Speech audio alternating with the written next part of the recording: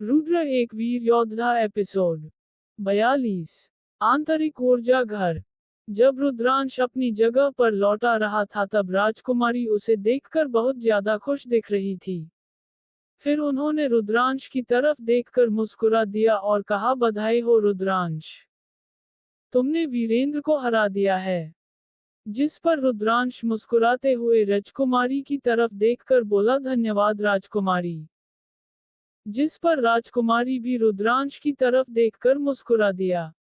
फिर ध्रुव ने भी रुद्रांश को मुस्कुराते हुए बधाई दिया, बधाई हो रुद्रांश भाई। जिस पर रुद्रांश ने उसको गले लगाते हुए कहा, धन्यवाद मेरे भाई।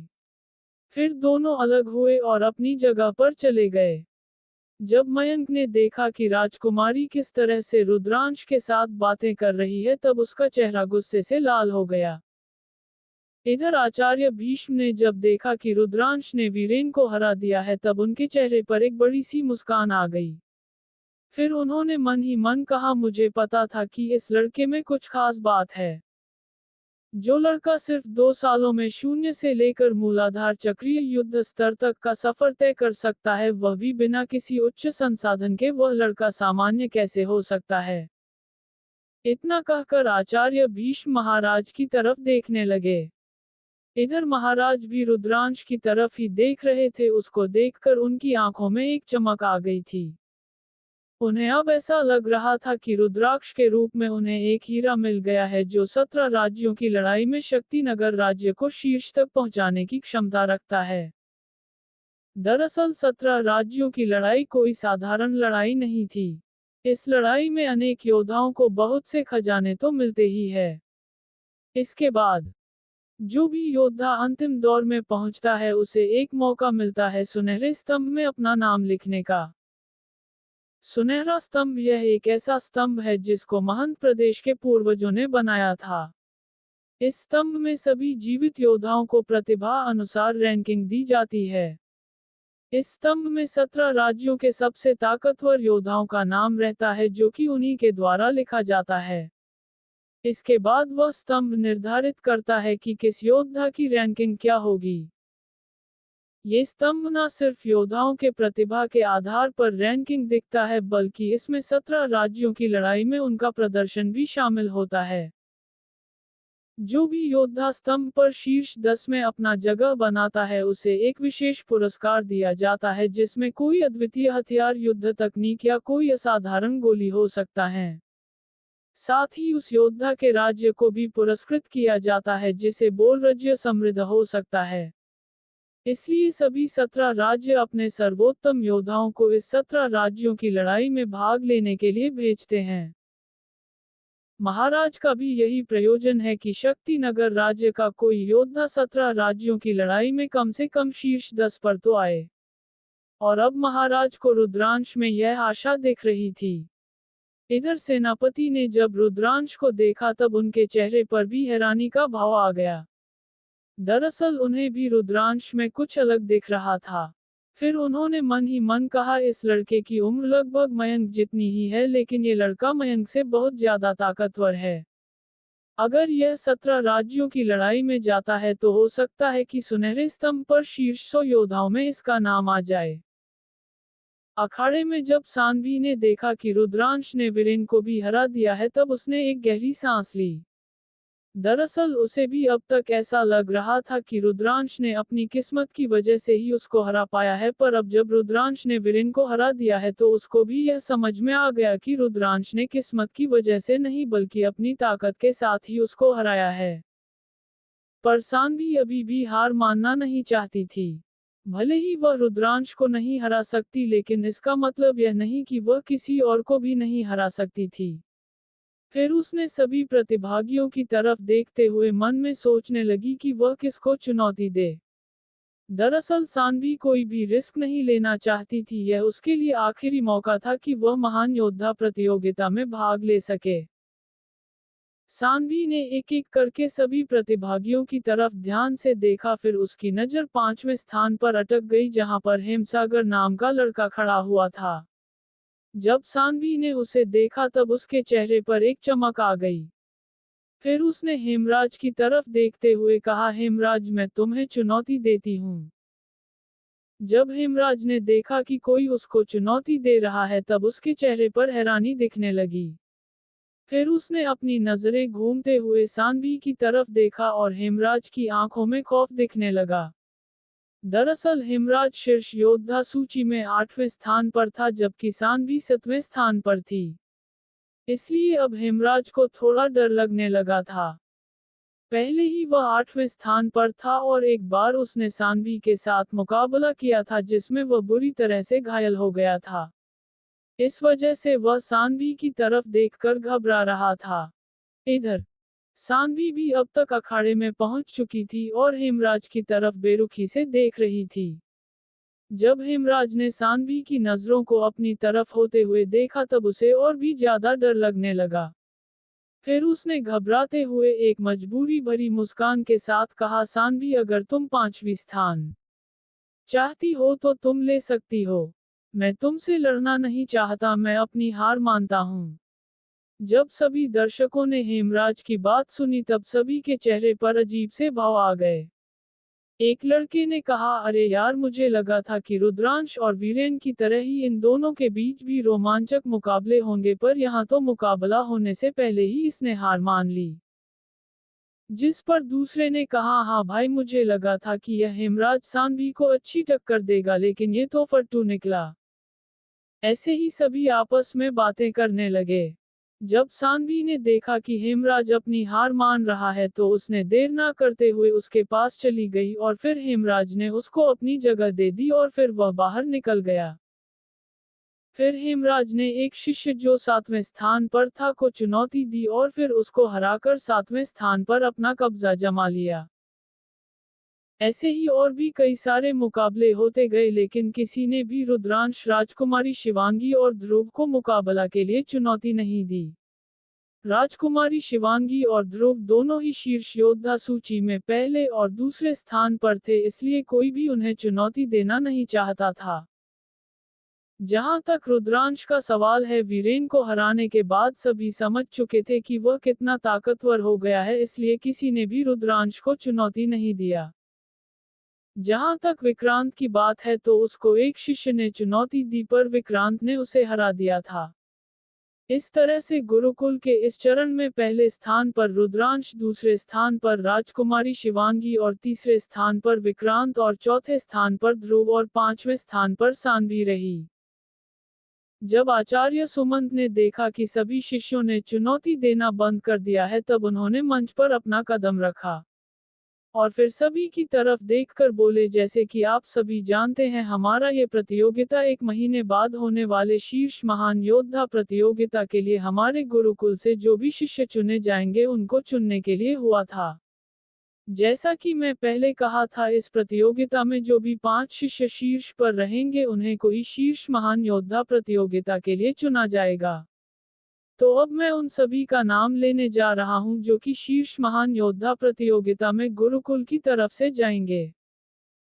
जब सभी ने आचार्य सुमंत की बात सुनी तो चारों तरफ फुसफुसाहट शुरू हो गई। फिर आचार्य सुमंत ने सभी की तरफ देखकर चिल्लाते हुए कहा, तो इस प्रतियोगिता में 5वें स्थान पर है सानवी।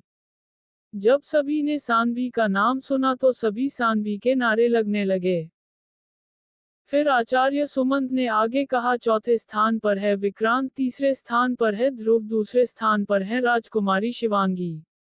इसके बाद आचार्य सुमंत ने आगे कहा, और इस प्रतियोगिता का विजेता है रुद्रांश। जब सभी ने रुद्रांश का नाम सुना तब किसी को हैरानी नहीं हुई क्योंकि सभी को पता था कि रुद्रांश इस प्रतियोगिता का विजेता होगा। इसके बाद आचार्य सुमंत कुछ देर रुक गए और फिर आगे कहा, जो भी शिष्य शीर्ष महान योद्धा प्रतियोगिता में जाएंगे उन सभी को एक विशेष पुरस्कार प्रदान किया जाएगा। जब सभी ने पुरस्कार शब्द सुना तब उनके चेहरे पर उत्सुकता का भाव आया। सभी आपस में चर्चा करने लगे, पुरस्कार कैसा पुरस्कार होगा। कुछ शिष्य तो खुद की किस्मत को कोस रहे थे क्योंकि वह सब इस प्रतियोगिता में भाग लेने के लिए योग्य नहीं थे। गुरुकुल की तरफ से दिया गया कोई भी उपहार साधारण कैसे हो सकता था। जब रुद्रांश और अन्य शिष्यों ने भी आचार्य सुमंत की बात सुनी तो सभी उत्सुकता के साथ आचार्य सुमंत की तरफ देखने लगे। उनको भी जिज्ञासा हो रही थी कि गुरुकुल उनको कौन सा पुरस्कार देगा। सभी की उत्सुकता भरी नजरों को अपनी तरफ होता देखकर आचार्य सुमंत ने एक बड़ी सी मुस्कान के साथ सबकी तरफ देखकर बोले, आप सभी को जो पुरस्कार मिलने वाला है वह हमारे गुरुकुल की एक महत्वपूर्ण अमानत है। आज जो भी शिष्य शीर्ष 5 में अपना स्थान बनाने में सक्षम हुए हैं उन सभी को आंतरिक ऊर्जा घर में 20 दिनों तक अभ्यास करने का अवसर प्राप्त होगा। जब सभी ने आंतरिक ऊर्जा घर का नाम सुना तब सभी के चेहरे पर लालच दिखने लगी। कुछ शिष्य अपनी किस्मत को कोस रहे थे कि क्यों उनके पास इतनी ताकत नहीं है कि वे इस प्रतियोगिता में भाग ले सकें। जब रुद्रांश ने सुना कि उसे आंतरिक ऊर्जा घर में जाने का मौका मिल रहा है तब वह खुशी से उछलने लगा। दरअसल आंतरिक ऊर्जा घर एक ऐसा स्थान था जहां पर कोई भी शिष्य अपनी युद्ध क्षमता को तेजी से बढ़ा सकता था। क्योंकि इस ऊर्जा घर में बहुत ही ज्यादा मात्रा में कुदरती ऊर्जा होती थी जो किसी भी शिष्य को जल्दी जल्दी अपना युद्ध स्तर बढ़ाने में मदद कर सकती थी। इसलिए रुद्रांश और अन्य शिष्य भी बहुत उत्साहित दिख रहे थे।